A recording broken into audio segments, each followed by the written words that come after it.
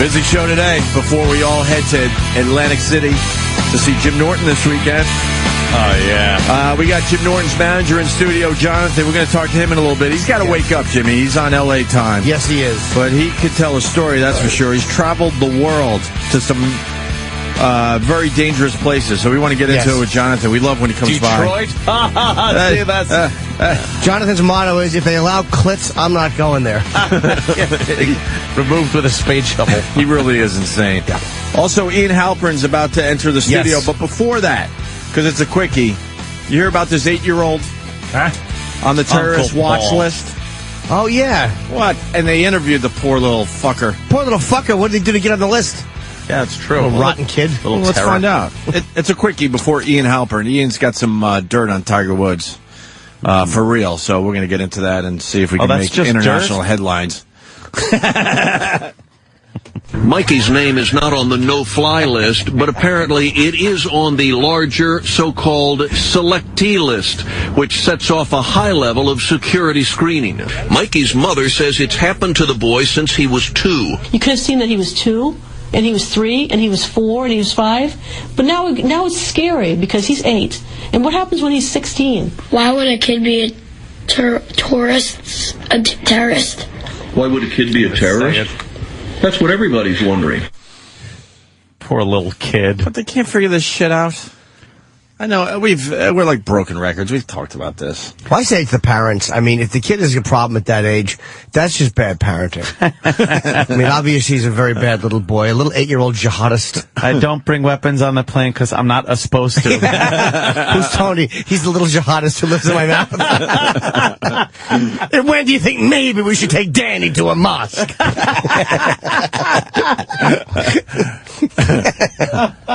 Fuck. He's reading, all jihad and no play makes Jack a dull boy.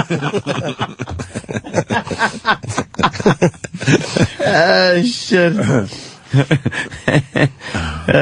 Yeah, this obviously a little mistake. Why can't they fix that?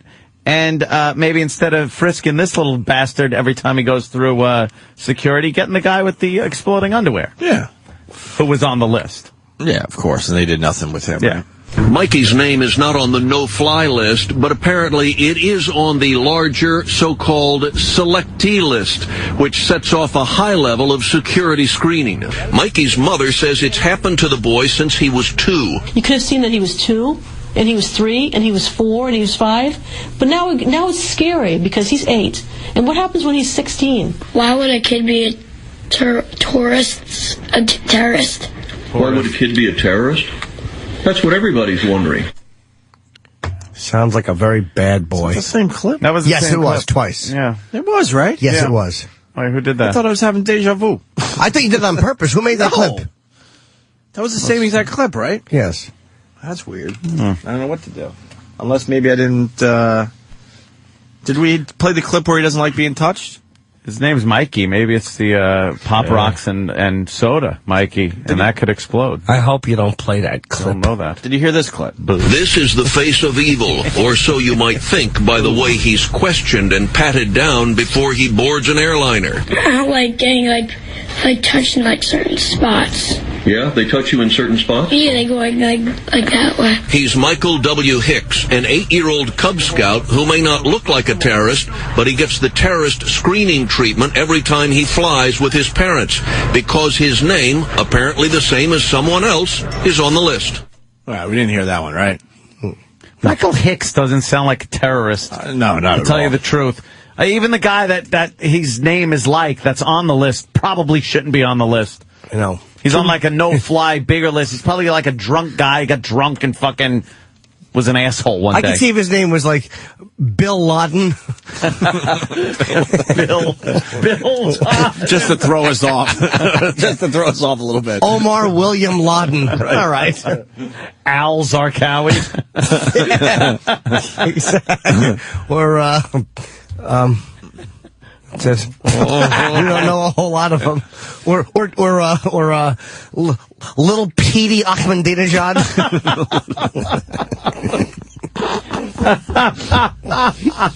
Yeah, just one of those dumb stories. Sucks for that family. Hey, why don't we get Ian Halperin in here? He's going to admit that he had sex with Tiger Woods, I think. And we have audio. And we have audio of him. What? He had sex with Tiger Woods? Yes, yeah, I think so. That's a scoop. Yeah, here comes Ian Halperin. Ian Halperin, everyone. There he is. Hello. How you doing? How you been, sir? So it's true you had sex with Tiger Woods. Tell us about it. Man, Yeah. look, everyone is fucking calling me for the Tiger Woods story because look, I fucked up, man. A chick came with me with a tape 2 years ago. Yeah.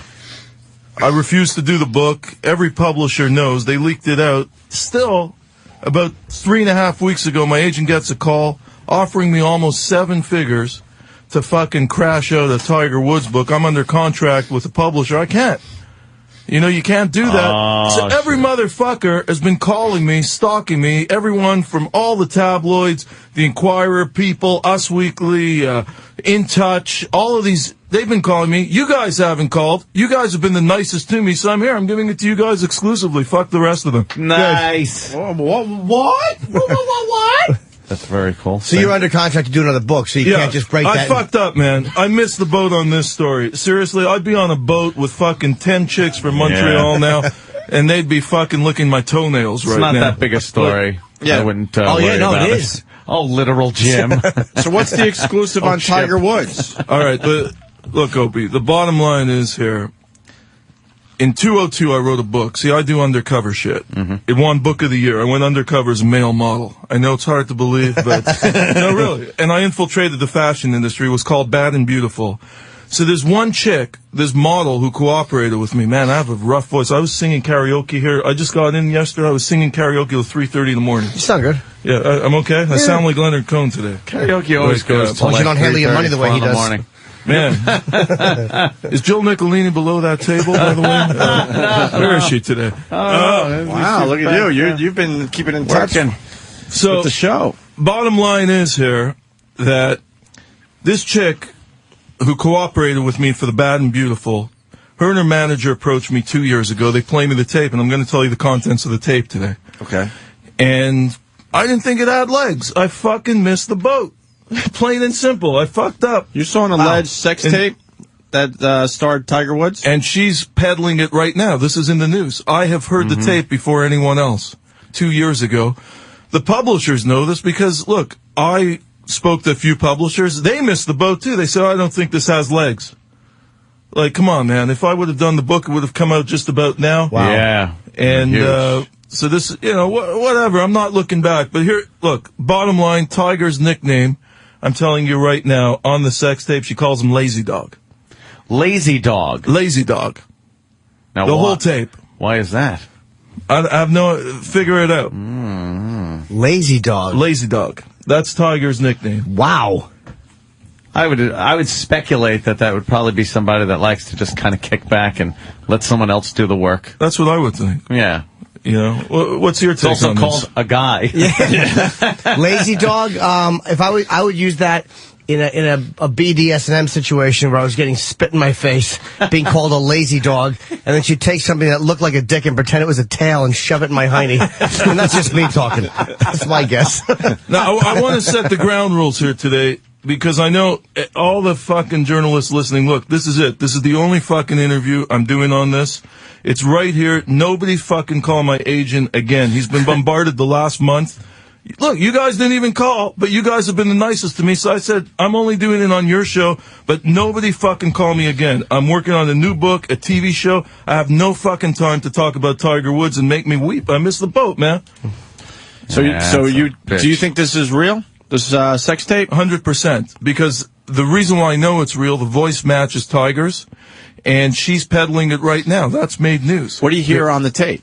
Because you didn't see the tape, you heard this. I heard the the entire alleged tape. sex tape with Tiger Woods. Yeah, I sat down with her and her manager for about an hour and a half. Why wouldn't they show it to you? Why wouldn't they show you the video? They only portion? wanted to play me audio. I And would have worried you had a hidden camera or something like that. They might have been. Were they worried that you might have filmed it secretly and then fucked Well, them? I don't know. They didn't say that, but the ground rules were, we'll only play the audio. Okay. All right. No stills or anything, huh? He talks about his wife.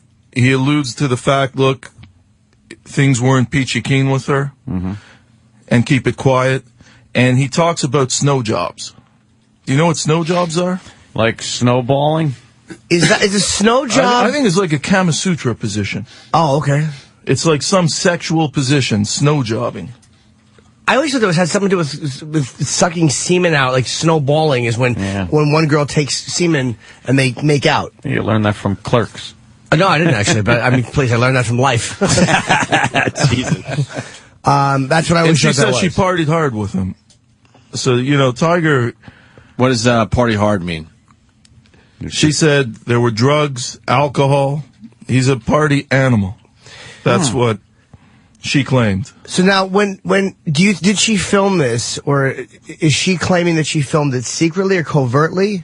Or did she film it in a way where it was held by him and his cock is just showing on his face? I always wondered, why would a guy of that, if that tape is real, why would you allow that to be shot? She says she shot it for her insurance because she was worried that the wife might come after her if the wife found out.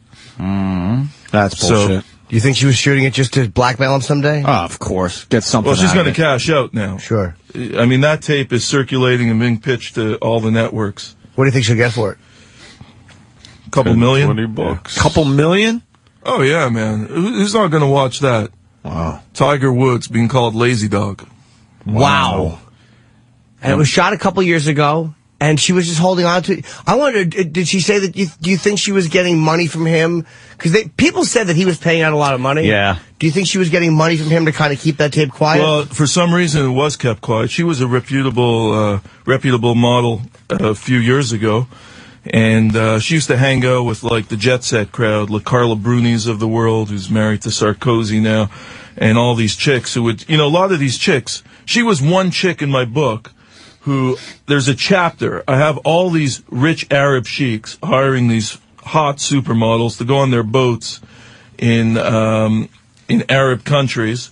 And they pay them like $50,000 for like 5 days. Right. A lot of these top supermodels would do that. I don't know about Jill Nicolini, how much you paid her, but seriously, like, you know.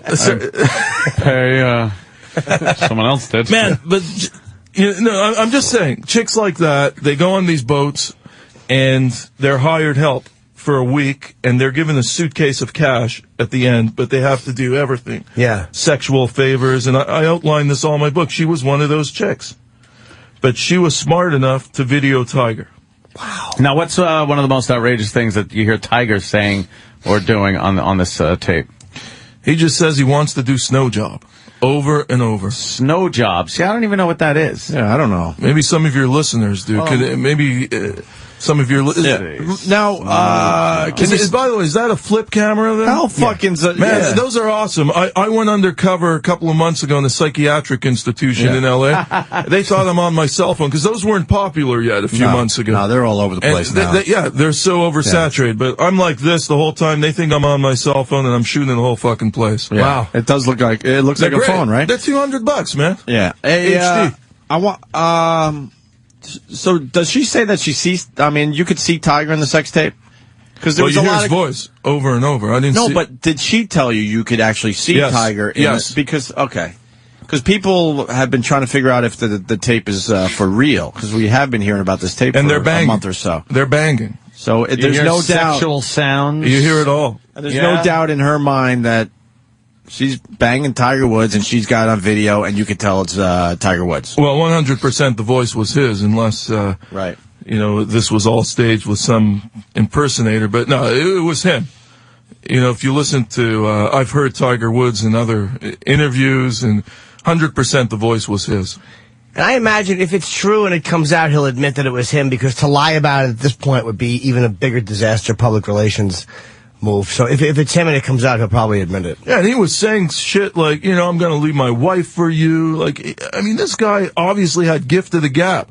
It seemed like he would tell chicks anything to bang them. Right. And then renege. We have our first definition of snow... What do you say? Snow job. Snow job. Okay, all right, this makes sense. Logan in Virginia. Hey, how you doing? A snow job is a blow job with ice in your mouth. Ah, okay. Yeah, Wow. you know, we learned that years ago from Laura Korn, where you put some the girl puts some ice in her mouth, then she blows a little bit, then she drinks a little hot tea and goes now hot. Hot and cold, hot and cold, hot and Actually, cold. they're not supposed to have the ice in their mouth when they do it. Well, true. They You just cool their mouth off and then Right. spit the ice into a cup and then suck your dick. Can I ask, how is that legal to, and I know certain states have different rules on that. How is it legal to tape someone without their knowledge and then sell it sexually? How the fuck are privacy advocate groups, instead of harping about, walking through scanners, why are people not all over this? Well, it's a good question, but now in a lot of states you got to sign a release. And like in California, see, I have a problem when I film California because I go undercover all the time, but California state law does not let you shoot surreptitiously. So I got to go undercover and then go to all the subjects and explain what I did and then get them to sign a release. It's all fucked up. What do you do if they don't sign it? You just can't use the footage. I still use it. Right. And I take the legal risk. Because then them calling you a liar might have a worse implication than actually the shit you take from using the footage. Yeah, well, I'll go to them and I'll tell them. And I'll say, look, if you don't sign it, I'm using it anyhow. There's no fucking way. I don't care if people sue me. Because I'm in Canada. They can't find me in the woods. Seriously. Right. By the way, Brad Pitt's been looking for me, apparently. Really? No joke. And I'm telling you right now. Well, you wrote the book. Yeah, I wrote the book. He's a bit pissed off. Because, I was, said a lot of derogatory things to his partner, Jolie. Look, I'm telling Pitt right now, if he's listening to this, or if Pitt's friends are listening, because all of Pitt's friends cooperated with me. I'm gonna settle this with Pitt one-on-one. I'm gonna rent out Port Authority. I'm gonna put a boxing ring in there. I'm serious, man. I'm gonna duke it out with him the old way. If he really wants to do this mano-mano, I'm in. I want to duke it out with Pitt. I don't see Pitt signing up for that. Well, apparently he wants to kill me. He's so pissed off at me. And what part? That's what his friends What part said. really got to him? All the shit I was saying about him smoking pot, he didn't want that out as it's all out. I've called him a white Rastafarian in a lot of interviews I've done. Look, the guy, basically, I say, likes pussy and pot. He sits in his room all day, smoking pot, listening to reggae. You see the way he's dressed recently? He looks like a white Rasta man. He's trying to imitate Bob Marley or something, Peter Tosh, all those guys. There has to be something legitimate to all this stuff. Otherwise, no one would publish these books. If these were like just complete falsehoods, no publisher would do it and no insurer would cover it. Look, I back up everything I say. Look, all kidding aside, I've been doing this. I have 14 books out. They've all been bestsellers. Bottom line is, push comes to shove, I video every fucking thing. I wait for them to come after me, and then I make them look like idiots. And why isn't Pitt suing me? Right. Well, he says he wants to come after me, beat the crap out of me, whatever. I'm willing to duke it out with him, man. That's the line I heard from one of his friends. He said, dude, if this guy sees you, he's going to punch you in the face. I said, look, let's settle it, man. You want to go? I can handle myself. I've trained in martial arts up in Canada. So, can you show us a move? It's a bit, I told you I was karaokeing all night, but if put it this way, if Jesse Ventura was here, I'd fucking put his head through the glass right now. He doesn't scare the shit. This guy handled Ventura. That's all over YouTube, that shit. Yeah, like it's one of the most popular clips circulating on YouTube. Yeah, it did pretty well. It did pretty well. You got like a few 100,000 hits or something. About a half. Ventura's an ass. And people have said, who's that? Look, this small guy stands up to that idiot Ventura. That right-wing fucking motherfucking idiot. Yeah, is he a right-winger? I would call him an extreme left-winger, actually. He's really right-wing. He's just an act. He's like a libertarian, but... Yeah, he's a hard one to pin down because he's very much agrees with you on gun control, the Second Amendment. He's a very big NRA type guy, but he's also, he's weird. He's radical in a lot of directions. Man, I wish he was in Haiti when that whole thing exploded. I felt bad for all those people, but if he would have gone up there and exploded, I would have shed no tears. I knew not to go. Yeah. The HARP project is what did it. Yeah. Right, is it? Didn't you wonder what the Republicans were doing before Haiti? No, we didn't. There were people doing work in Haiti, construction. They were CIA. I'm a SEAL, I know. Thermite pumpkin seeds. Thermite plantains. Exploding bananas. Fucking. Let me go to Chris in Missouri. A lot of people have questions for Ian Halperin. Chris, what's up? Hey, guys, what's going on? Hey. Remember Ian's first interview, he talked about maybe Kurt Cobain was not a suicide, it was a murder. Can we talk about that some more, please? No problem, dude. Look, have you read my book? No, I haven't. Yeah, it's called Love and Death. It was a New York Times bestseller, and I also wrote another book, I had a whole franchise here. I never backed down. I had a book called Who Killed Kurt Cobain, and I did 2 films based on the subject. I worked with Nick Broomfield on Kurt and Courtney, and then I did my own called The Cobain Case, which was put out by Paramount, and I released all the secret Cobain tapes in there. Courtney Love's PI showed up in my backyard, and she wanted to kill me too. Courtney Love's a crazy motherfucker. I'm probably the only guy in this room who hasn't fucked Courtney Love. But, seriously. But let me tell you something, man. The bottom line is... Guilty. Sorry. 70 times a lethal dose of heroin found in his system. Suicide note, the handwriting didn't match Kurt's. Today, his own daughter, Frances Bean, is going after Courtney for misappropriating $40 million from the estate has just vanished. Wow. And Kurt's mom, Wendy, is claiming that Courtney basically looted Frances out of her money. $40 million. Has Courtney ever been on this show? No. Man, she's crazy. But bottom line is, Seattle police, I went to the homicide sergeant. His name was Don Cameron. I walked in there with a film crew, a satchel of files, man, huge, telling him, dude, look at my fucking files, and you're going to at least reopen this case. Courtney's PI, Tom Grant, who she hired to find Kurt after he went missing from an L.A. drug rehab center 10 days before he died. Today, this guy says 100% his own client murdered Kurt Cobain. I'm not saying that. He is. This is a top Beverly Hills PI. So until this case is at least changed from suicide to undetermined, we have a major problem here. Will that ever happen, though? Well, they think he's just another junkie in Seattle killing himself. And look, Kurt Cobain, he was a perfect candidate to commit suicide. He always wrote about suicide. But I think the key here is going to be Frances Bean. She's 17 now. She's woken up, smelt the coffee. She's going after her own mother. And this could develop into something in the future. It was a thermite microphone. Got it? Look, it took how many years? 28 years for that Kennedy case. The guy to go behind bars. Golf club. Skakel. Yeah, Michael Skakel. Michael Skakel. Who's Moxley? Right. He killed something. That's Moxley? Right, Martha Marston. But then, how do they make it look like he shot himself? Because look, with that much heroin in your system, you're not going to be moving you'd around be much. out in a second, Sure. let alone lift a shotgun, position it, and put it in your mouth and shoot it. But it was perfectly planned. That, by the way, Kurt's fingerprints were not found on the gun. That's what the police report. 100%. I have the report in my book and in my film. No fingerprints. Dead men don't wipe their own prints. Everybody knows there's no way Cobain could have made that shot. He wasn't even a good marksman in the Marine Corps. Was he a Navy SEAL? Yes, he was a marksman, Jesse. He wasn't a bad shot. That's what Oliver Stone said. I know, how fucking stupid. He was a marksman. Now, you guys got to get another microphone in here. Is Conan going to join the show? What's he going to be doing? What do you think about the late night wars, Ian? Well, I think it's, NBC, man, they got it wrong here. Look, Leno, the world's had enough of him. I don't think Conan went to bat and hit a home run here. The ratings sucked. I think they put you guys in this position here with one guest there. You'd kick their asses in ratings. Just film it right here. Low budget TV show. Get Ventura in here with Jimmy here. It just didn't work. And he destroyed the legacy. When you go to the plate, as Seinfeld said, you gotta hit. You gotta hit. This guy didn't hit. But who wants to see Leno again? So this is...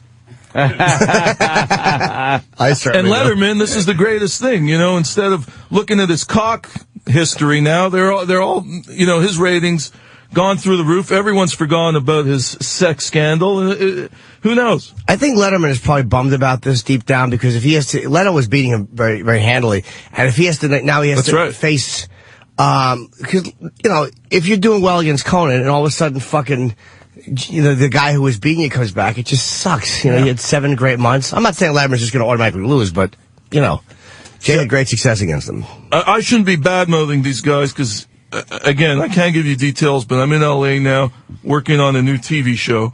And I'm working with a lot of these guys, and hey, I hope they're not listening, but they goofed, these fuckers. What kind of show?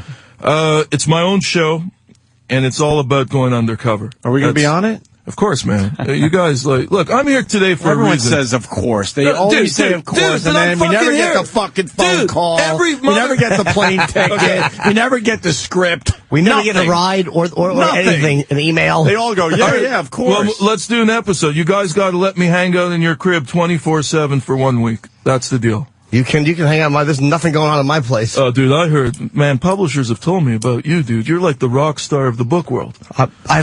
No, seriously, man. They've told me about, whoa.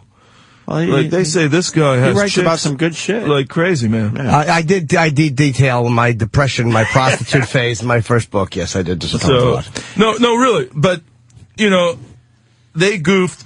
See, Conan, Leno, they're the Flintstones of TV. Like, it's old school, man. You got to take it, communicate with the new wave, make it multimedia oriented, not just bring up some stiff on a couch. People are bored of that. This isn't 1960 here with Jack Parr or whoever. You got to take it to the next level. And as a serious entertainer, you got to take the old school and, it's like Charlie Parker, John Coltrane took him to another level that no one could ever imagine. And Conan wasn't doing that. And, NBC fucked up. It's a fiasco. But at the end of the day, man, Conan, how much is he going to get a payout here? Oh, they're millions? Everyone's going to do well. I was might just go to Sweden for 6 years and just chill out. There. He'll go to Fox or he'll go to ABC. He'll do something. Someone's going to hire Conan. Why? With all that cash? I know. Like, why would you even consider going to pitching another show? He kind of looks bad right now. Yeah. He looks like he's kind of a failure. Because NBC is kind of portraying it that way. So, of course, he wants to prove everybody wrong. Yeah, he wants to go out. What's wrong with you? He's got so much money. It's not even. It's like you make money from your books.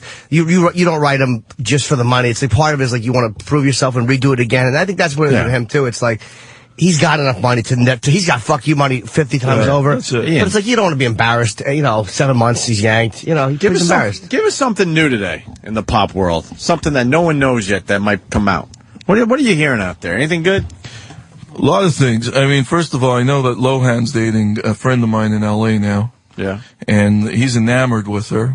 And she's trying to clean up her act. It's either do or die. Has Lohan been, have you met Lohan? We met her once at our old studio. She was waiting for something. How hot do you think she is? In the picture I had with her, she didn't look particularly great, but she was unmade up and it was 8 in the morning, so it's hard to say. If she was here today, would you fuck her? If she without a doubt. Without a doubt, yeah. Jimmy would do it without a bag and everything. He'd get right in there. Yeah. I'll tell you. I'll right in there. I'd dive in. Because he tells me she's so fucking hot. Yeah, she who's the guy? I can't say, man, because that ain't helping us. He'd kill me, man. What kind of job does he have? Yeah. He's an executive. Okay. In Hollywood. And she's really trying to clean up, huh? Yeah, she's trying to clean up, and she's trying to produce some TV shows behind the scenes. That's not going to get us a headline, though. You got to give us something that people are talking about that no one has really hit on yet. All right, Liza Minnelli. Liza Minnelli? No, she actually died 5 years ago. How is that going to get us international? You have to film this, though. What if there's a good scoop? You have to film it with a flip camera. Liza Minnelli. I'm predicting her and Liz Taylor. Yeah. They'll be having daisies growing on top of them within the next 12 months, both of them. Whoa. Why is that? Apparently, they're both just failing. They're just on the way out, both of them. I'm surprised about Liza Minnelli. Liz Taylor is ancient, but I'm surprised Liza Minnelli is fucking... Everyone, I thought Liz Taylor was going like 10, 15 fucking years ago. She's been dying of the same heart attack for 20 years. Because of Hyman Roth. Hyman Roth. I smoked pot with Liza Minnelli. A couple of, undercover. I went undercover in her trailer. She smoked so much pot, passed me the joint. I have this. I had it on YouTube. They made me take it down. But she likes the weed. Yeah, she likes the weed, Liza, a lot. How about Guest, David Guest? Was that like a cuckold situation? You should get him on this show, Guest, and see what really went down. I think this guy's just literally disappeared. Yeah. I think book David Guest here, get him to open up. I mean, this guy needs some sort of exposure. Maybe you could start. That was a sham. The guy's gay. Of course. You had Liz Smith, Michael Jackson at the wedding, best man, best woman, their maid of honor, whatever. And it was a complete sham. Well, why was Liza marrying a guy who's gay then? Was it to cover her own stuff? I think Liza's addicted for years and years to black men. Oh, 100%. Really? Oh, she likes. All right. She likes African American men, and she just wanted to Can we cover have a it up. disclaimer? No, really. Someone get D-Boy to get us a disclaimer what's wrong with immediately. that? Liza Minnelli. Liza Minnelli was one of Will Chamberlain's 20,000. That's Really? a fact. Jonathan's laughing. Yeah. Can you imagine? Liza and Wilt. Liza and Wilt. You know Picture what? that. The stilt.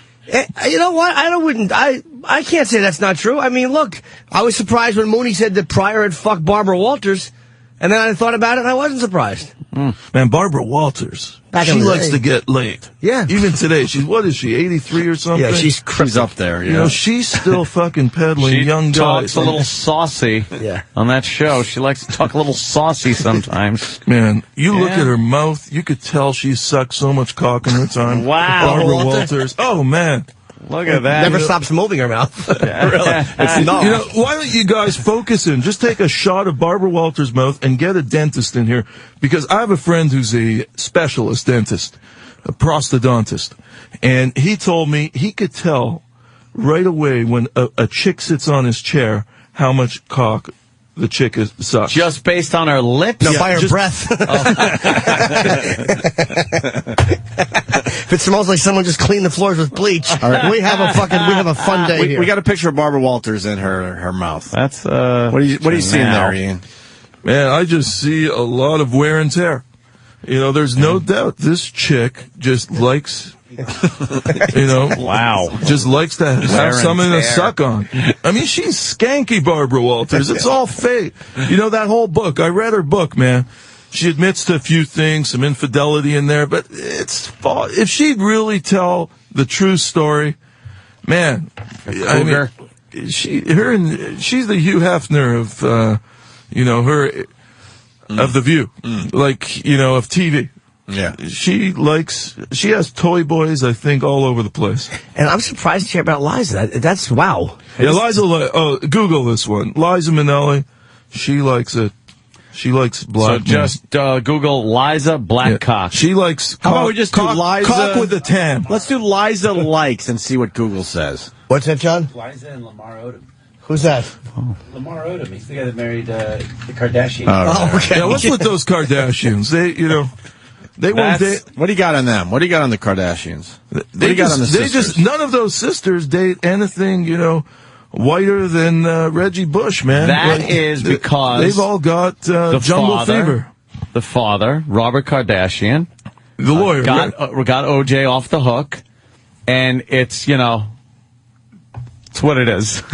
That's it. I mean, maybe See? a couple of them had, you know, fixation for O.J. Simpson back in the day. maybe. Let's get back to Tiger here, because this is it. Oh. This is the only fucking time I'm talking about Tiger Woods. Fuck Liza? Hey, I don't know about that, probably, but Tiger's fucked everyone. Hold on, I gotta get my HD flip back You out should just leave it on. for this massive exclusive. I'm running out of time and battery Oh. power, Jimmy. I see. Oh man, those flip. I hope they're paying you to do this. I want all this on Are they tape, sponsoring this you? lunatic. Okay, here we go. Tiger Woods. Tiger Woods, sum it up for the HD flip so we can make it nice and easy, All right. and I can load it up. Wait, you know what? I can load it immediately, so hold on. All right, let's load it up. Give me one take. Let's make believe we didn't do this. Yeah, no problem. And then I can load it immediately, and then Hey, any international fame. Canadians listening to the show today, call in right now. Say hi. Someone, all right, I'm going to point. And if Jill Nicolini's listening, call in, because I have a story about Nicolini that will blow your guys' mind. Uh-oh. I had a threesome with her, man, up in Montreal. I remember you said that. Yeah, I'm not Yeah. kidding, man. She Yeah. was going at it with my ex like there was no tomorrow. All right. She loves chicks. Well, I'm running out of battery power. How about that? Ian, And she looks crack.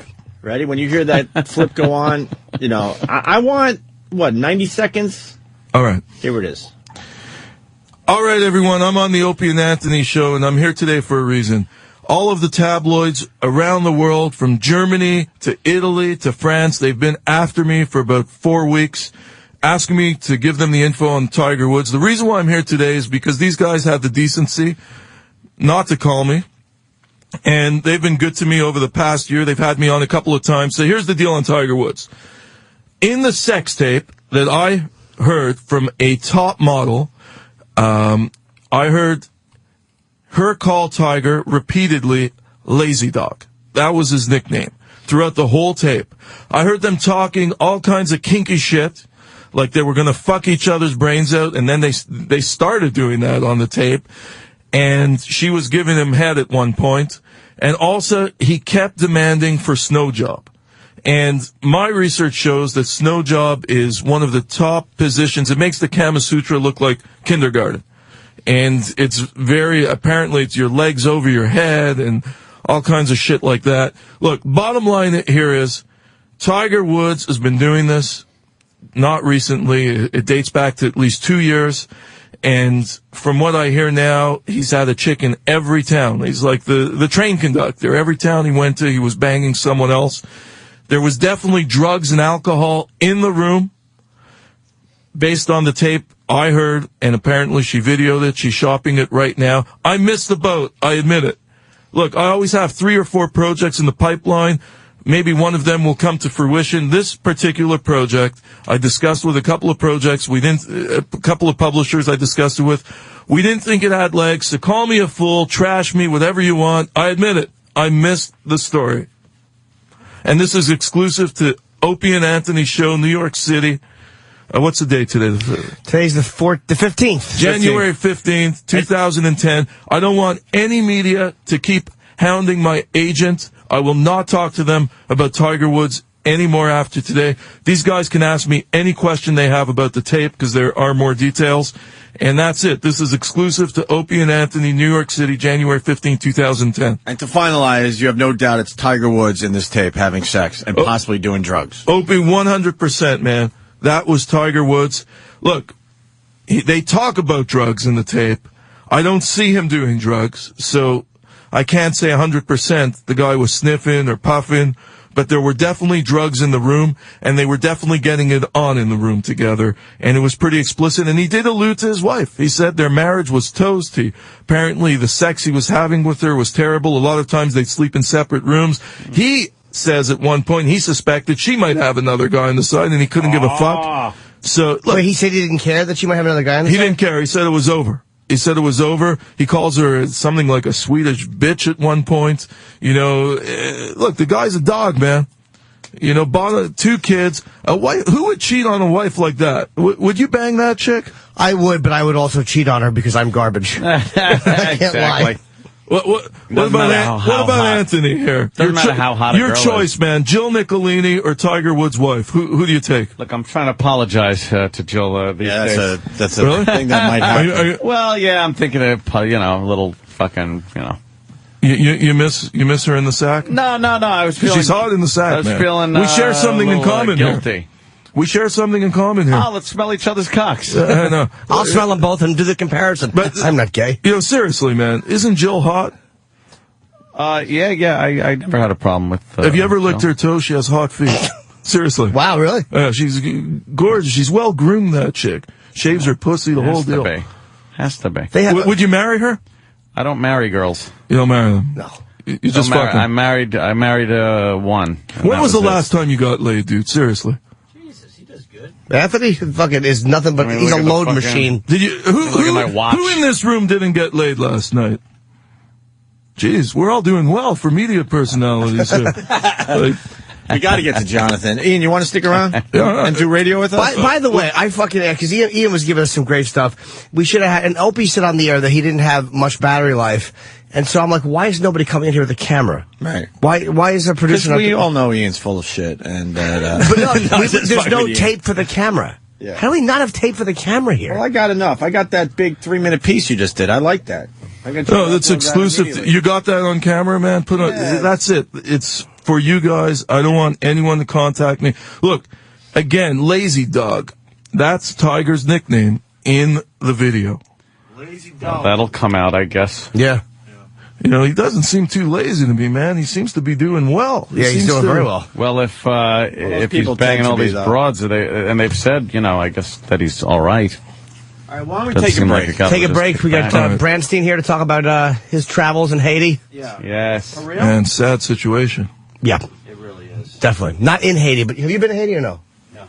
I'm surprised. I was going to go. Microphone. Is that on? I was going to go, but I didn't. I truly was looking into going right probably February. But this is the best time to go.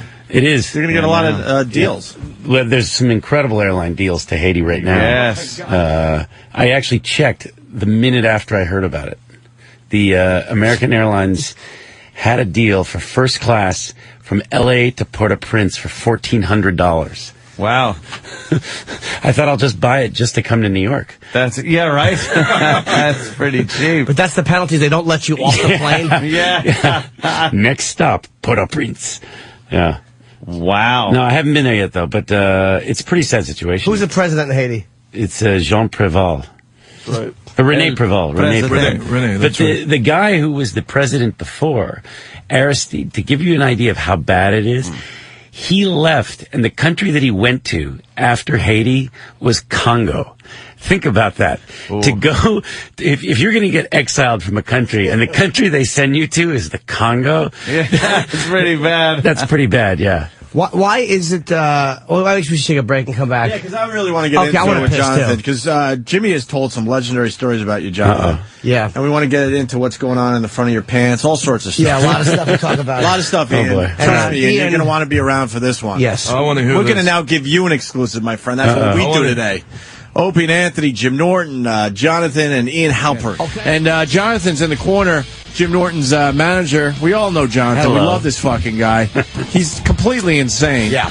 How many weeks vacation you get a year from? I mean, you're your own boss, basically, right? It's funny because I don't take that many weeks off. It's just. But every time you have a week, you really take advantage of that week and do something pretty crazy. Yeah, I for example, last year I went to Cambodia for 3 days. For a weekend. That was long. Any longer than 3 days, and it just seems like you're there forever. You know, it does, actually. It's that 19-hour flight to Bangkok. What did you like about Cambodia? Cambodia was nice. The jungle was interesting. I met some guys from the Khmer Rouge. That was pretty cool. Oh, there you go. Yeah, I slept in the jungle. That was neat. This is the guy I rely on for career advice. I met some guys from the Khmer Rouge. Are you getting? You must get all the shots. Yeah, I have everything now. Pretty much everything. There's not a shot you don't have. No, I've got everything. In fact, I'm planning to go to the Ivory Coast in probably a month. Ooh. And so yeah, I had to just get some kind of another hepatitis, T or whatever. Yeah, some kind of. Man, I bet that's far down. Yeah, I've got A, B, C, and D now. It's S was the last one. Yeah, it's the type of hepatitis you can only get if a monkey shits directly into your mouth. Wow. Yeah. And you were just showing Anthony and I pictures of you in Afghanistan. Yeah, in Kabul, which is an interesting place.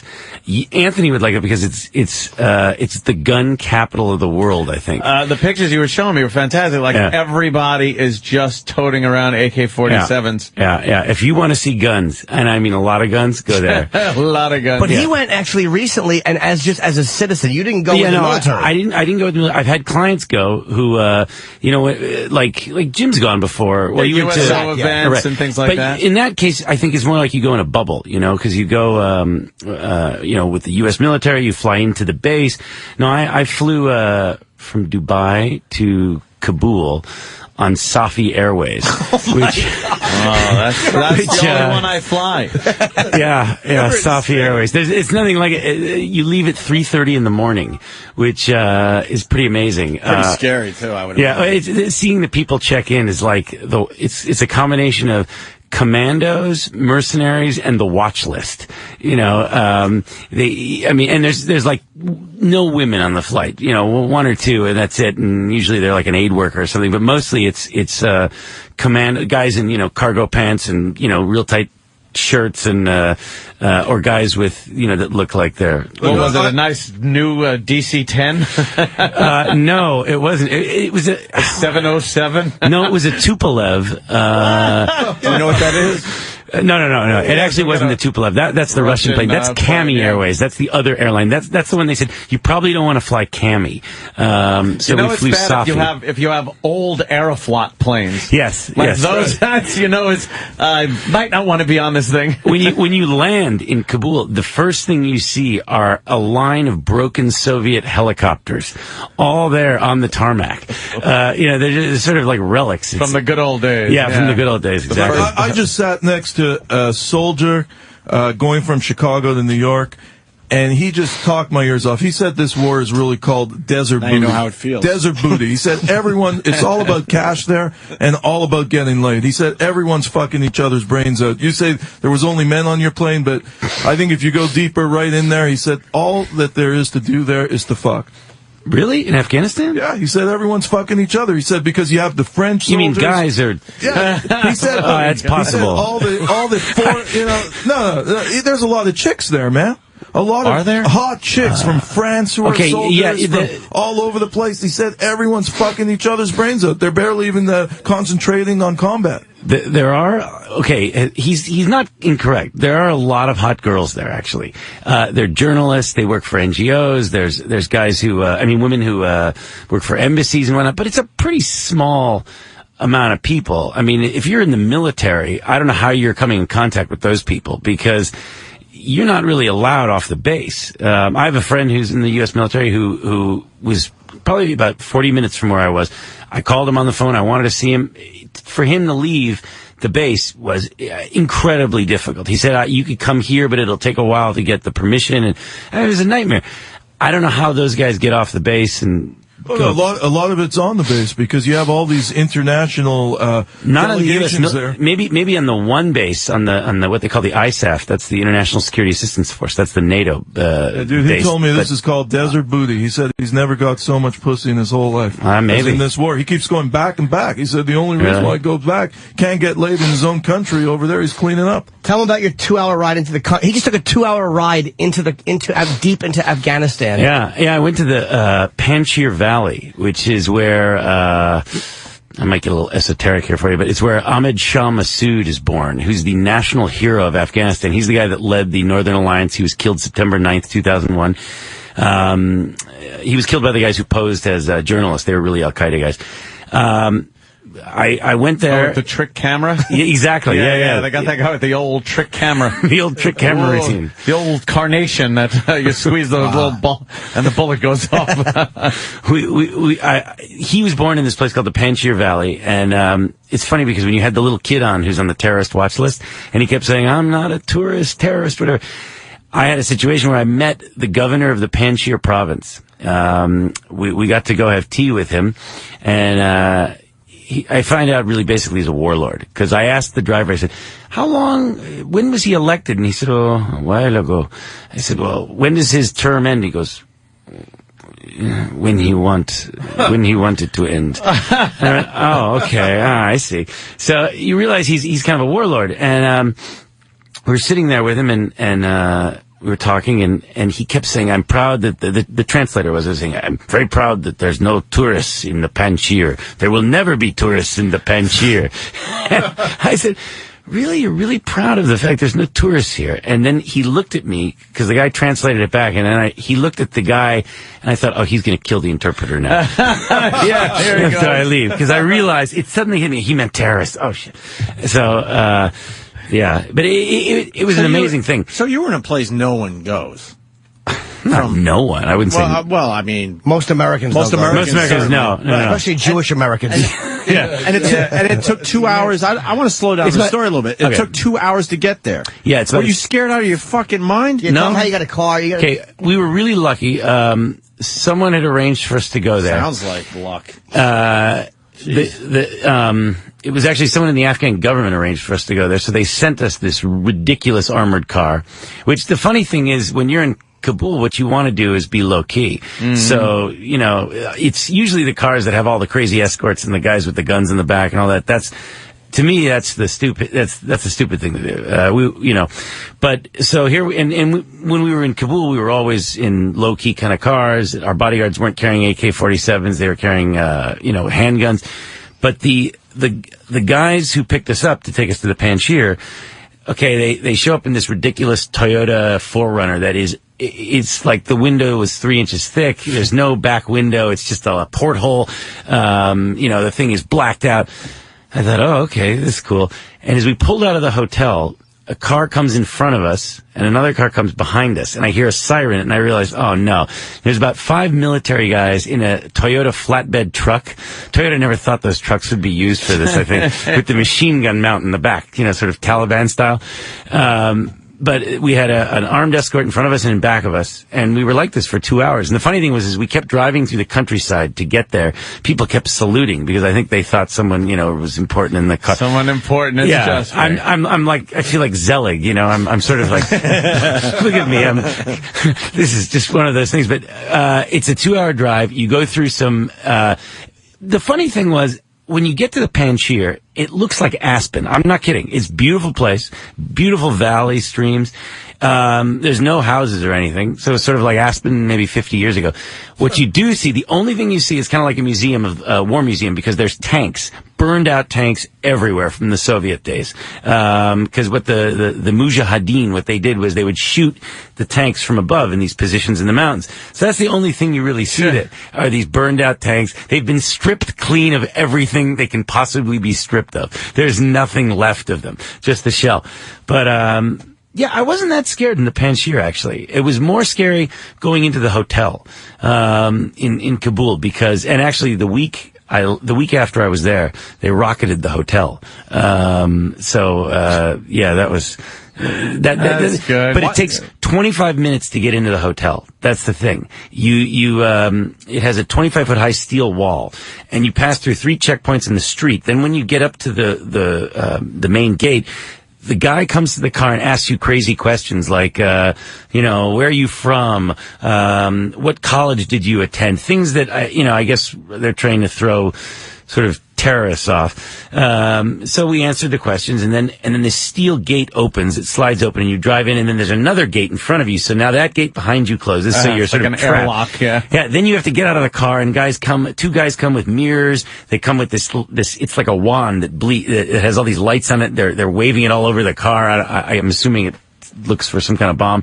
You go in a separate room where they check you out. They search you down. They search all your luggage. There's an airport screening kind of thing. So that took about, every time you went in and out of the hotel, 20, 25 minutes. What a pain in the ass. Yeah. Wow. Yeah. Well, I guess, Why do you have a death wish? No, I don't have a death wish. The hotel you were in a week later was bombed. That's a death wish. Yeah. Did you have a problem on the way when you were driving in the fucking, when you guys got into a fender bender? Yeah, we did actually. Want to get into a Jim's right. Fender there. On the way, have insurance. Well, actually, the funny thing was we're driving into the Panjshir, and it gets mountainous at one point, and we're on this road, and this car slid into us, and it wasn't that big of a deal. It was sort of like you could hear his wheels spinning out, and then he just kind of bumped into us basically from the side, and I went, whoa, and then everybody, the guy goes, stay in the car, and the guy in the front seat got out and just opened fire on the guy. Well, that was the thing. I thought, oh boy, and then all the soldiers start running out, all the guys, the bodyguards start running out with the guns. I'm going, oh man, this is not good.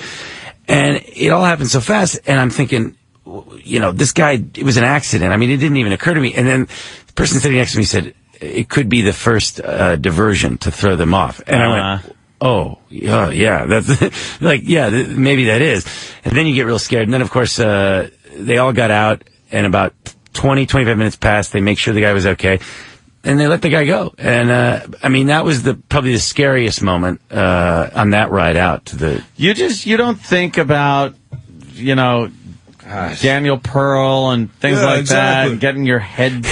Are you married? Are you married? I'm married, yeah. What does your wife think of this? Well, this was, the funny thing was, this was 2 weeks before our wedding. Oh, man, you really love this chick a lot. Let me ask you, you notice any synagogues out there? There's one. Really? There really is one. You went on Shabbos? Yeah. No, there's one. And the funny thing was, there's one Jew in Kabul. There used to be 2. The funny thing about these 2 guys, they hated each other. Okay, figures. Yeah, like most Jews, figures. most They Jews are hated the each other. biggest anti-Semites. In fact, So- we went and we met the guy, and he said, Way to be low key, an armored vehicle and meet the one Jew in Kabul. Way to keep it under your hat. the guy we met, the Jewish guy, he lives in the synagogue there, and when we brought up the fact, hey, what about the other guy? He goes, him. Why do you have to bring him up? Literally. I mean, they're in the place with the Taliban, the whole thing. The only two guys from the same clan, they hate each other. How come they're not killed? I don't know. I don't think the Taliban harassed them big time when they were in power, but they didn't kill them. And I think, I don't think they're killed because I don't think people care that much. I mean, for what it's worth, there's 28 million people in Afghanistan. There's something like 25,000 Taliban. That's it. I mean, yeah. I mean, all the rest are upstanding citizens. Well, I think the Jews should take over there. The two Jews should start an uprising, and let's make this a holy shrine. No, there's only one now. That's the thing. There's only one. Yeah. Did you marry a Jew, by the way? No. Good boy. No, seriously. What about Castro?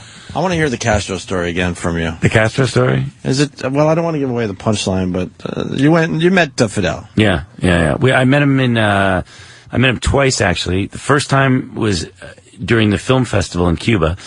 Because that's normal. Go to Cuba for a film festival. And then he just says it casually, like, yeah, you've gone, right? Yeah. The second time, I went down with a bunch of, big Hollywood executives, and we met, we had lunch with him. We had this 6-hour lunch with Fidel, and it was amazing. I mean, what were we talking about Cuba earlier, I think? Or, I can't remember what it was anyway. But, yeah, it was an incredible. He was a fan of The Sopranos. We found out. Who wasn't? Exactly. Yeah. He asked if we knew the actor Gerard Depardieu, and he thought he was very funny. Oh God! Yeah, there's nothing like sitting around a table full of the most powerful people in Hollywood, and they're asked a question like that. Do you know the actor Gerard Depardieu? He's very funny. Everyone went, wow. All right. Yeah, yes, sure. Presidente. Yes, Comandante. I broke a big Castro story last year in the New York Post. I did a documentary on Cuba. Barbara Walters, that's what it was. And you could Google this. I said, have you ever heard how many chicks Castro slept with? Oh, it's a lot, I'm guessing. 35,000. 35. Google it. It's all over. You Google me and Castro, you'll see it. 35,000 chicks. Now, I remembered what I was going to say now earlier, which was you were talking about Barbara Walters. Yeah. There's a rumor about her and Fidel? Yeah, Fidel. It wouldn't surprise me. Yeah. He likes to. He loved her. Muammar Gaddafi too, man. That guy. Yeah. Whenever a foreign journalist would come in, he'd bring her into the tent, entertain her, slip something in her drink, and then she'd wake up. Barbara Walters and Oriana Fallaci, the only two. That's right. Who's your fucking pen pal? This is who he writes to. Oh, General Noriega. They write each other. He fucking writes to Noriega and he writes back. Let me tell you how it started. I wanted to give a friend of mine a gift. I wanted to get So Ian Noriega likes getting that pussy? Oh, I don't know about Noriega, man. Like, geez. I wanted to Are get you a gift. Facebook friends with him too? No. I wanted to get a gift for a friend of mine who's a very wealthy guy who's got everything, a lot of things. I thought, what can I get him that's special? And we had been talking about Panama. We had been talking about Noriega, and I said, what's happening with the guy? So I realized he's still in jail. And this is something that a lot of people don't realize. He's still in jail, and I don't know why, because he served his sentence. The sentence is over. He was sentenced to, I think it was 20 years. He did the full 20, and he's still there. He did the full 20. But the interesting thing was this. So I said, well, I'm going to take a chance. So I bought his book, and I wrote him a letter. I sent him the book, and I thought, we'll see what happens. Sure enough, he sent me the book back. He signed it. He wrote in it, those who do not learn the past, condemned to repeat it. Condemned to repeat it, yeah. And, General Manuel Antonio Noriega. What I found out was this. He's in Florida. He's in Miami still. He wears his uniform, I think, every day because he's technically a prisoner of war, so he's allowed to. He gets all the things, that are accorded to people under the Geneva Convention, war prisoners or whatever. He has to be called General Noriega still. Wow. Which must piss off the prison guards, I'm guessing. Yeah. General, you're ready for your meal. Yeah, but and so then anyway, I thought, well, this is so nice. And I felt bad because he had to pay for the postage for the book. So, I didn't know if he worked in the commissary or what. So I sent him back a note I sent him back a note saying, hey, listen, do I owe you money for the postage? Thank you. He wrote me back, no, don't worry about it. All is okay. So then I said, well, this is nice. So then I read this great book called, A Panama Fever by Matthew Parker. And I said, I'm going to send it to him, see what he thinks. So I sent him the book. Then he wrote me this long note back about, see Theodore Roosevelt who took Panama, blah, blah, blah. This crazy rambling note. And then it started that way. That was how the pen pal started. So we kind of write each other back and forth. And I went to Panama last July. And it's interesting. It's a tough question. They don't like Noriega there. But then people will tell you, but things ran a little better. Like Iraq, man. You love him or hate him. It ran with Saddam Hussein. Yeah. So, you mean Iraq with Saddam Hussein? Yeah. Pete texted me. Have him tell the story about the guy he helped out of Cuba with. Oh, that story is. Let's hear it. Come on. Is Pete setting you up for not a good story? Yeah, no, it's just so boring. Okay. Well, no, you're worried you're going to get busted here. You No, did no, something no. illegal. No, let's hear it. No, I didn't do anything illegal. Did you get cigars from... No, we it's a long story. You got cigars from Fidel Castro, right? Yeah. Oh, you want to... Okay, all right. I'm not sure if we told this one on the I don't know if... All right. So we all went, and we got... At the end of the lunch, we're sitting there, and I see them roll out this tray. And I'm looking and I'm going, whoa, look at all the cigars. There's boxes of cigars. And the kind of cigars that he's only allowed to give out, they're made specifically for him. So if you think about people who know Cuban cigars, these are the best of the best, And they bring out this box and they roll it in and I'm like, oh man, I can't believe it. Sure enough, he gives us this box. He gives us each a box of cigars. I'm like, this is incredible. I think quick on my feet. I put him right in front of him with a pen. He signs the box. Wow. Okay. So now I've got a signed box of amazing Cuban cigars from Fidel. I come back and, David, who I work with, who Jim knows, has this big humidor in his office. And, I'm like, well, I'm going to store them in here. So I put them in there. And at the time, David was traveling quite a bit. And his assistant, Tanner, was sending him cigars everywhere he was going. So she would just take the cigars out of the box, put them in a plastic thing, and FedEx them to wherever he was going. Because he would smoke them like crazy. So one day I go in there to look, and I go, oh no, where's my cigars? She actually, without looking at the box, even though I'd put a note on them, saying do not touch, do not, in, big letters, whatever. She didn't pay attention. She took the cigars, she threw them in the envelope, sent them to him, he smoked them all, and she threw the box away. That is a horror story. Yeah, it's horrible. Yeah. Were you upset? I was going to say. She left the office that day. She was so scared. Did you cry? I didn't cry. I think I would almost cry. I almost did, yeah. It doesn't get better You can't get those again. Right, you can't get... Yeah, where are you getting that How are you going to get again? cigars from Fidel Castro with a signed fucking cigar box? Just purely on I think something like that is worse. My this is what I was Babe going to say. Ruth rookie card. Okay. A signed box just like that sold at an auction last year 4 years ago for $25,000. That was 4 years ago. Guess what? I can't imagine what they'd be now. And if he dies in the next year or whatever, It's way up, right? think about it. Yeah. In the garbage. I said, did you save the box? No, I threw it away. It was just, God. And it wasn't that day, obviously. It wasn't recently, or it had been weeks before something she had done it? Yeah, that was the thing. It wasn't like I could run to the garbage, by then. It was way too late. Yeah, it was way too late. That box is somewhere now. Did you like Cuba? Rotting. I loved it. The music's amazing. Music's right? incredible. The best trumpet player in the world. And the pussy, Ian. The pussy. Let's not forget about the pussy in This Cuba. guy probably went to the airport in a wheelchair, right? Because those chicks are hot. A lot of pussy down there. A lot of right, Ian? beautiful women in Cuba. Yeah. The world's best trumpet player, Arturo Sandoval. Dizzy Gillespie discovered him. He's from Cuba, man. Thank you. Yeah. Yeah, he's amazing. But when was the last time you were there? Oh, God. It was a while ago. Did you fuck a Cuban broad? Seriously, tell us. Don't hum and haw. Did you get laid? Bottom line. I had fun in Cuba. There you go. All right. I had fun in Cuba. Cuba is an amazing Did country. you wear an umbrella? Or is there some Cuban kids you have there? I don't think I have any children in Cuba. And you're a negligent dad. Not that I'm aware of. Fucking Ian Right? Earl. Hey, Jonathan. Yeah. You also told Jimmy and I about how when you go to some of these places, I forgot which one you were talking about. You get on some of these planes where they make stops and people get off, and and they bring livestock on the plane. Yeah. If I'm not mistaken, I was in West Africa, in the Sahara, and I flew from Timbuktu to Bamako, Mali.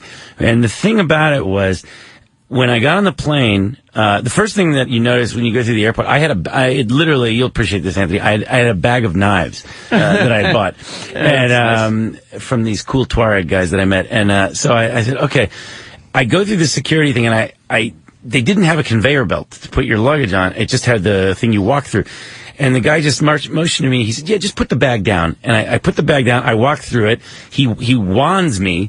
And he says, okay, you're fine. I said, what about the bag? And then he grabs the bag from the other side so it doesn't go through the metal detector and hands it to me. I'm like, great. In on it. But now I'm on the, I'm about to get on the plane. And as you're about to get on the plane, these guys come running up to you to sell you all sorts of stuff.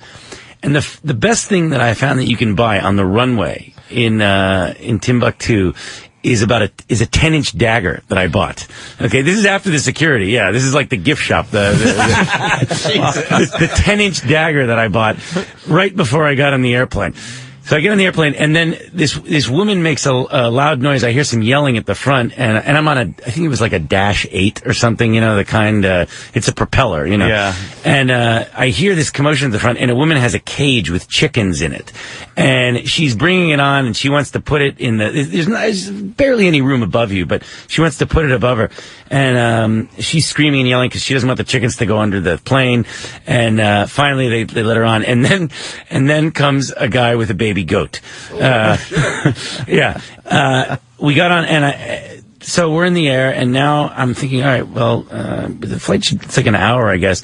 And 10 minutes later, the guy's like, okay, we'll be landing soon. I'm like, what do you mean landing soon? What I found out was this is like a bus. It stops in 6 places before you get. Shit. Yeah. So they say takeoff and landing is the most dangerous part. So you I'm got to thinking, deal with that 6 times. 6 times. It's the only time I took a Xanax because I literally I'm okay with flying. This freaked me out. Like, okay, 6 landings and takeoff. Yeah, what are the odds? You're going to make all of them, Yeah. And the first one we land at, you realize. That's dirt. There's no runway. Yeah. It's dirt. And I'm thinking, the security at the airport in Timbuktu is bad. What's it like in Mopti? Okay. Or Jenne where you're landing.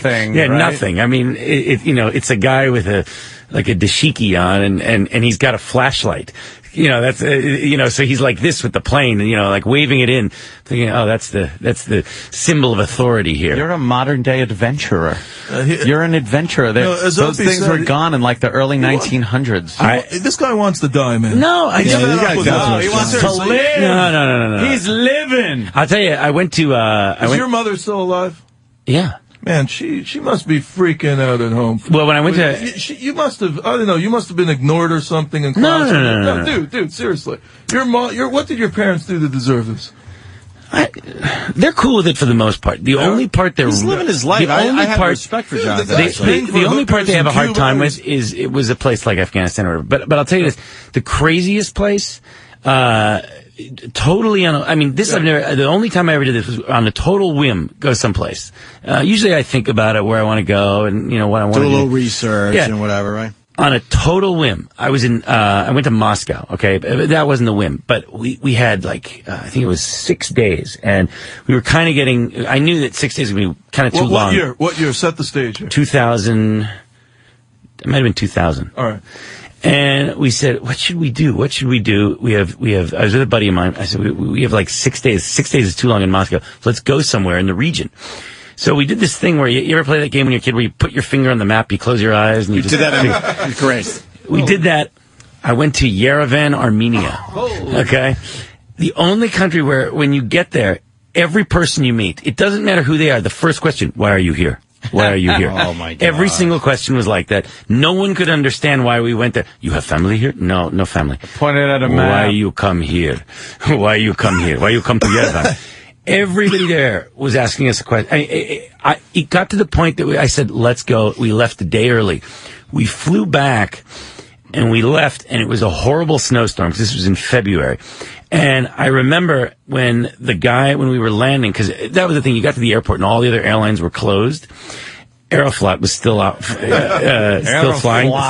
That's right. And I said, oh boy, this is not going to be good. And I was real nervous, and the guy was talking on his cell phone next to me and miraculously getting reception for most of the flight.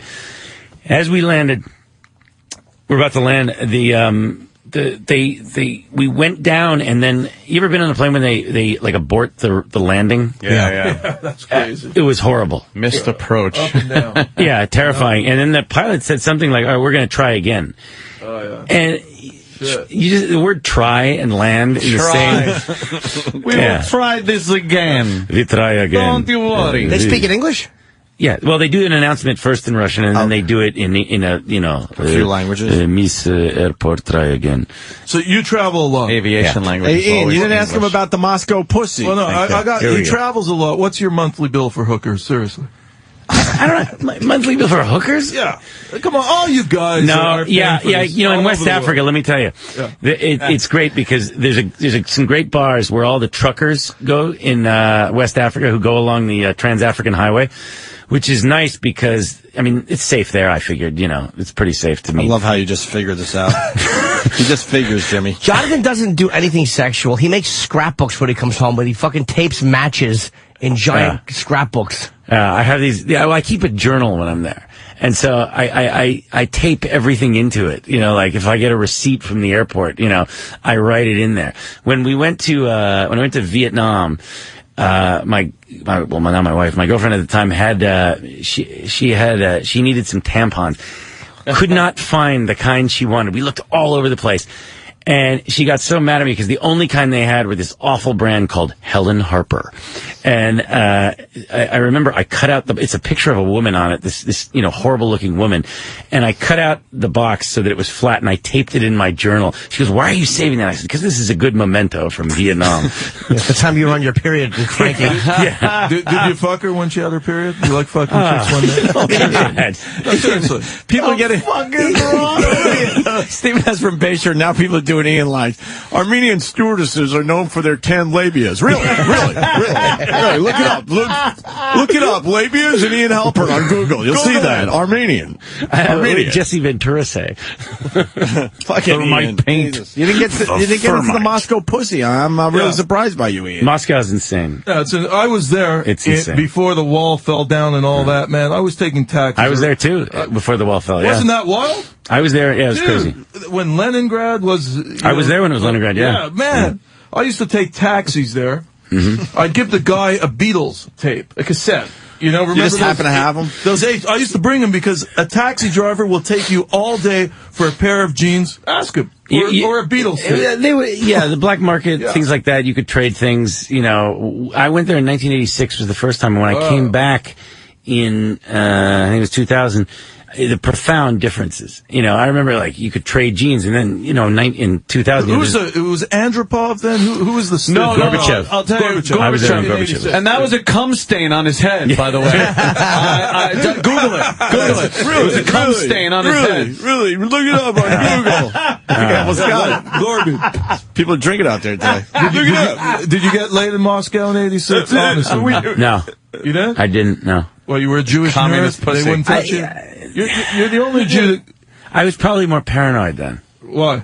I don't know. I'm paranoid about diseases. That was the time of what's his name, Sharansky, and all those people making headlines. It wasn't cool for a Jew to go there, man. They weren't too kind to the I've never really listened to that. You know, people want to know if you're a CIA spy. Everyone asks me. I've been obsessed with knowing if he's sending weapons. You got a spy. It's so funny because CIA, a spy. That's the problem. If you travel places in the world, because most people, have you ever seen the State Department website when they have the travel warnings? No. Why would we? If you look at them, you read them, you basically won't go anywhere. And I just kind of stopped subscribing to that. So naturally, when you go travel places, people think, why are you going there? What's the real reason? Hey, a lot of the times it's just to check out the music or the people. You want to check out the world, right? Yeah. Have you ever been to South Africa? No. You got to go there. Why, Ian? Yeah.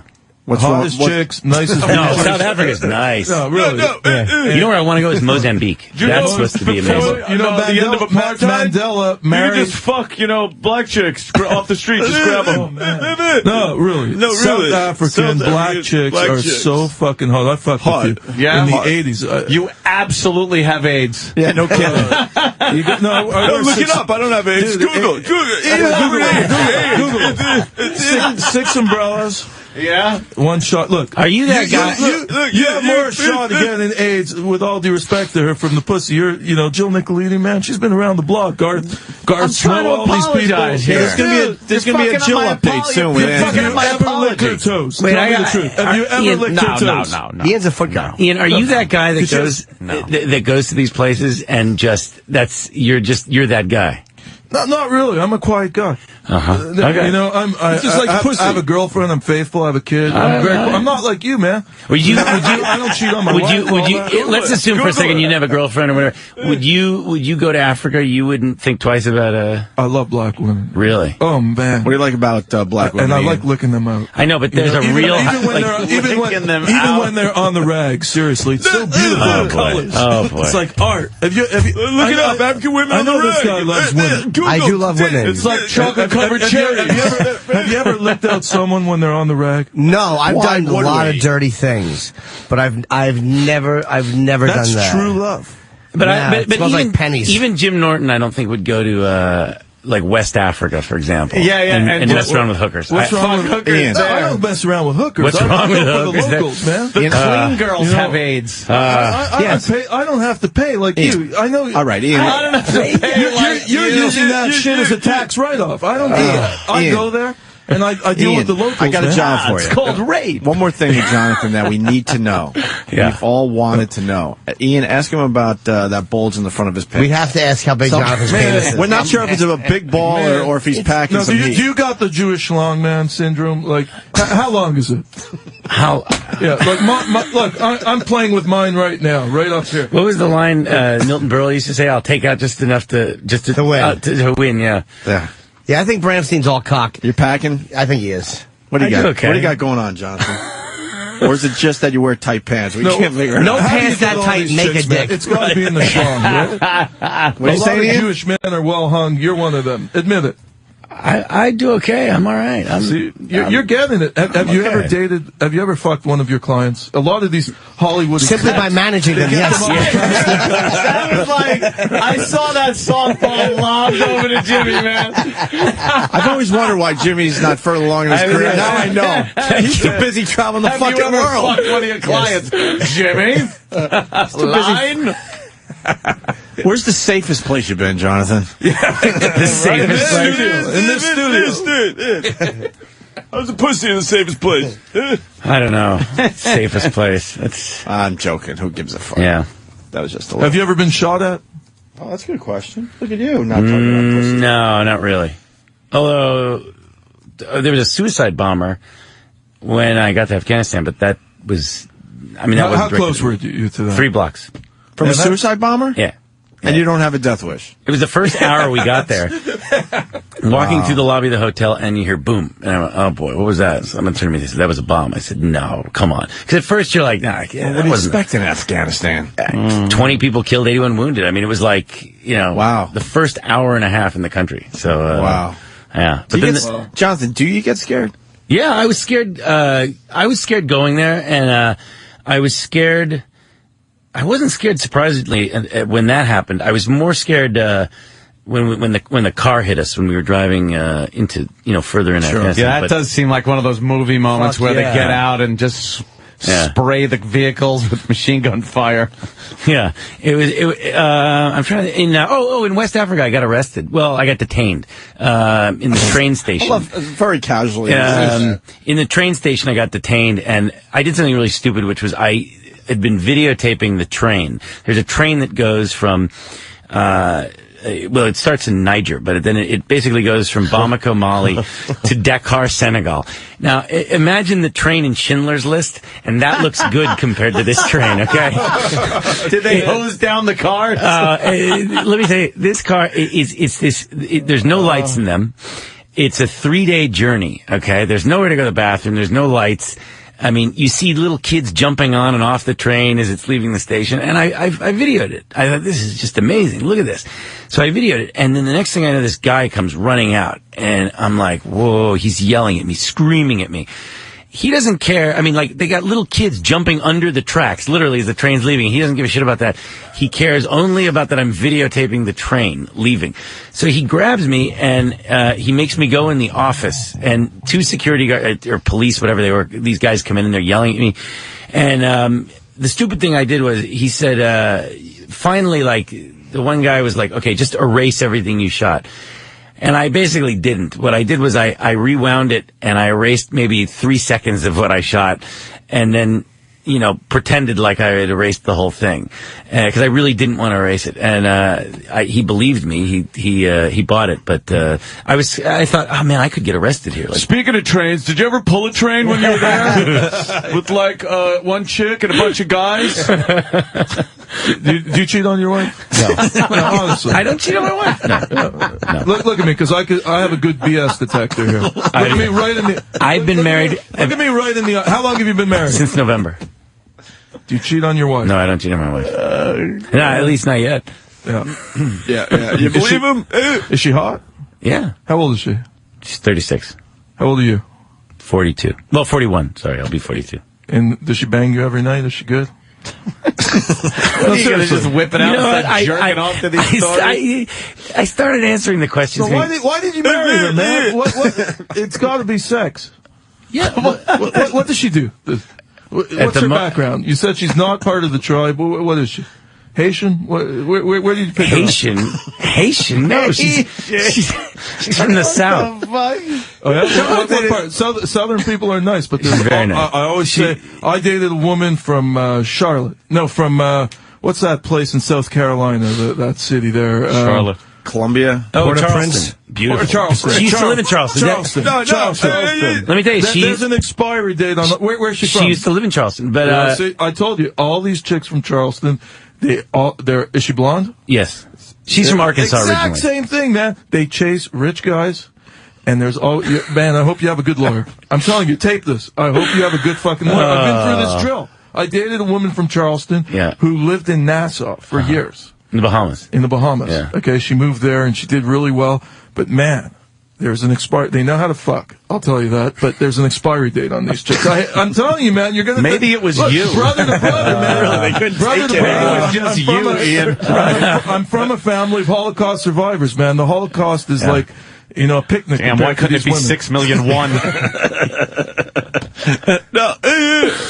Jonathan, or old taffy bag, as I call him. Yeah. Jonathan, I've never seen him fucking hit on chicks. Never. And Jonathan's a very powerful man in Hollywood. What's wrong with you, Ian? I thought Jonathan was gay for a while. I really did. I thought you were gay at first because you were so not into, like, you weren't a pig with chicks. And I met his girlfriend and his wife. And when's this guy going to be worldwide? He's known all over the States. He's selling out Atlantic. Good news is that's good. But you got to hit it. He's going to Haiti. He's going to do. Are you Jim's serious? going to Haiti. Yeah. Yes. That's nice. Yes.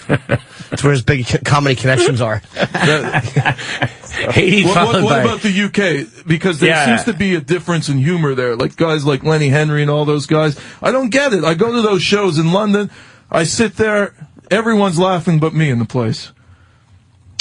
You know. Yeah. I mean, there's a difference, but I think, there's people in England that like Jim. Have you performed in England? Never. I always said no. Yeah. Why? Because I think the guys that do very well in England are the guilty Americans who are like, yeah, Americans are stupid. And they do that fucking whore humor shit. And I'm a pompous American, and I fucking hate Europe. Good. Good for you. Why can't you get these guys, Opie and Anthony, to replace Conan? I think they're better. Like, this guy's a disaster. Yeah, what do you got in store for us? To replace Conan? Yeah, why aren't you hustling? Why the fuck are you here today wasting time? Replace Conan? What do you mean replace Conan? It's telling adventurer stories. Replace Conan? We gotta, like, replace Conan or replace... Dude, I was at Letterman 2 years ago. I kid you not. Julianne Moore was on before these guys. I was in the audience watching these guys. And they're good on TV. Did you wait in line? Yeah, I did. Okay. I absolutely did. My friend's a fan of these guys from Canada. Yeah, Jonathan, what do you got in store for us? Maybe not Conan, but what do you got? I don't know. What's your idea for the Opie and Anthony show? How do we branch out? I think you guys should do a TV show. Hell fucking yeah, I think so. I think so, too. I think so, man. You know? Yeah. All right. I'm in. Hey, Ian, your exclusive video is up on my YouTube channel, Opie Radio. Hey, thank you. Tiger Woods sex tape exclusive. Thank you guys for having me. You guys rock. Everyone in Canada. Supposedly you Opie only and gave us the news and no one else, No, I'm right? not talking to anyone else. If we find out but you gave anyone else the news, you're done. You You're have done my with our word. program. Just Done. stop Agents, calling. Do you know, the bigger Done. story was the fact that you wouldn't give anybody the story. Dude, I'm a busy guy. They're calling me. What's in it for? That seemed to be the story. What the fuck do I need that for? You know, I said to get off my back. My agent told me this week, dude, you got to speak to someone. So I said, okay, I'm going to these guys. These guys have had me on this year. They've made my book #1 New York Times bestseller. I said, I'm going to. They weren't greedy. They weren't phoning my agent 10 times a day. No. You know, they're terrible journalists. I gave it to them. I love it. I know people out there hate you, Ian, but I have to say I love Ian Halperin. No, I love you guys, man. These guys should be in Canada. We are in Canada, XM Canada. All over. 2 people listen to that. I mean, you guys got to be You on might be TV. right, actually. Get these guys a TV show, come on, man. Jonathan. I'm the testimonial. I saw them on Letterman. There was a fucking crowd outside. Julianne Moore, no, they paid attention. They were all over these guys. Remember that? A friend of On the mine. side Hey, door, wait a minute. I got a people great with idea. Signs, Yes. chicks everywhere. A friend of mine owns a TV station in Afghanistan. I'm in. I'll go there to do something. How cool that Can't be any worse than XFL game day. Bring it all back around, All right, Opie. well, Bring it all back around. We got to switch chairs now because these guys want me to take a powder. Look, guys, I thank you. You have my Take a pat of where my the word. fuck out of We're here. ending the show. We're ending the Don't show. make it seem like you're leaving like fucking Bing Crosby leaving Carson. You got my word. We're all leaving at the same time, We're all Ian. leaving.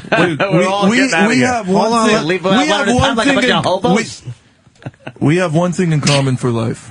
Jill Nicolini. I'm trying to, be a stand-up guy. Has anyone else in here banged Jill Let's, Nicolini? All right, why don't we- We're going to just wrap up. Jimmy's going to be at the Borgata Tonight, tomorrow, this both weekend. sold out, We're all yes. going down there. I'm driving down. My car, my actual car, is waiting outside. I got to drive. All right, good. So I got to get the fuck out of here. Ian. Is that okay? Hey, I'm cool with it, man. Anthony will be this down guy- there. Jimmy will be down there. Jimmy, what else you promoting real fast? My tickets for DC, or for actually Chase, it's Falls Church, Virginia, March 6th. Tickets are on sale as of 10 a.m. this morning.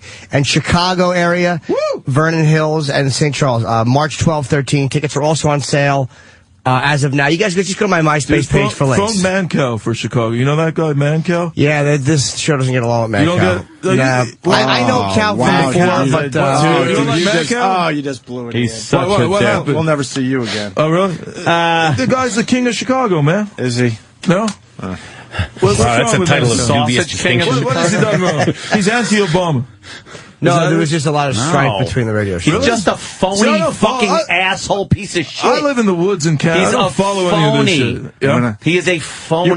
You're better than that, Ian. When you sit here, Don't fall for that when fake radio shit. when we talk and shit, it's like fucking, it's us. Yeah, we're When like we you, leave we're the honest. studio, we're just gonna fucking, we're just gonna fucking. He's trying to bring talk. down Obama. I have He's- heard that. Oh wow, well, A lot good of people luck. are, Ian. Yeah, another guy with a littler show. What's his name? Rush Limbaugh. Yeah, he's trying to do he the has a same bigger thing. show than No, Mancow. Oh, literal Jim. Hey, where's Chet? What's that? What about Montreal, Chet? man? This guy should. You know, I'm from Chip. Montreal. What would Chip say? Jesus. Are you going to get this guy in Something Montreal? horrifically unfunny. Are you getting him in Montreal to the Just for Laughs? That's He's the biggest done that comedy shit. fest. Yeah, he's But they done it. headline the whole thing. Can you pull that off this year? Phone Andy Nolman. It's a question if he wants to do it. Yeah, go to Canada. What am I going to say to everybody up there? Hey, guys, maybe I'm taking over or something. Nobody knows. Chip. Yeah. You got anything to promote, Jonathan? No. Jim Norton. Go see Jim What Norton. dangerous place? Jonathan's balls and dick will be appearing at the Tampa Improv. What dangerous place are you going to next? Côte d'Ivoire, the Ivory Coast. Oh, right, you said that. Yeah. Shit, really? Yeah. Man, Ian, I'm strangling you my got phone. balls. Abidjan, the capital of Côte d'Ivoire. Does the wife travel with you at all? Sometimes, yeah. Yeah? Yeah. How is it on the road with her? Fine. Yeah, she did well. We went to Laos together. That was cool. Does she shop a lot? Not too bad, no. Speaking of a louse. Hey, wait. What's Ian going to be up to? Anthony, wait. You will like Afghanistan for another reason. You could go there and you could fire surface-to-air missiles. They let you do that. See, that's something I can't find a place to do here. You would want to do that, close, right? But I can't do that. I mean, you here. would want to do that, I'm guessing. Yes! I know. Especially at a vehicle. Yeah. Fantastic. Ian, what are you promoting? We got to go for real. I'm just promoting you guys, everyone, Opie and Thank Anthony you, show on Sirius Radio. They got the Tiger Woods exclusive. No one call me again. I guarantee you guys, I'm only talking to you guys just today. And everyone check out Big Jim over here. He smashed Jesse Ventura. He's going to kill Atlantic City tonight. And Chicago, Washington. And let's get him on the road. Let's make him into the brand name, and let's get Opie and Anthony to replace Conan. Conan's a stiff. This show rocks. Love Thank Ian. you for having me. See you later. Turd.